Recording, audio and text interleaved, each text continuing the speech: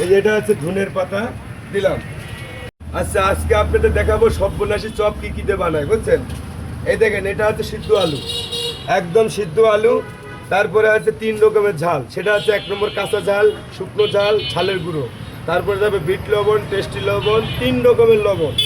এর পাশাপাশি এই দেখেন, এটা হচ্ছে আমার ঝালমুড়ির মশলা, তাই তো? ঝালমুড়ির মশলা খাসির চর্বিতে ভুনা হয়, এটা এখন এর মধ্যে দিয়ে দেবো, খালি লক্ষ্য করবেন। হ্যাঁ, এই দেখেন, এটা হচ্ছে খাসির চর্বি, এই দিলাম। এই যে এটা হচ্ছে ধনের পাতা দিলাম। দেওয়ার পরে এখন এটা মিক্সড করা হবে, তাই তো?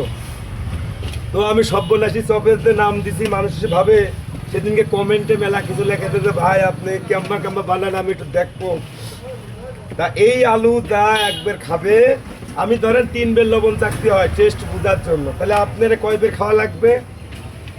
এই জন্য নাম দিছি আমি সব্যনাশী চপ, যা সবার থেকে ভিন্ন সিস্টেম আমার এই চপ, যা খালি আপনার খেয়েই জাতি মন হবে।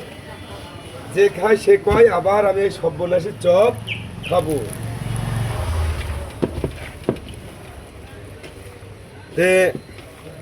অবশ্যই সব্যনাশী চপের আলু কী কী দিয়ে বানায় আমি আপনাদের বললাম। অবশ্যই ভালো লাগলে চলে আসবেন কবিরপুর জামি মসজিদের সামনে আমার দোকান।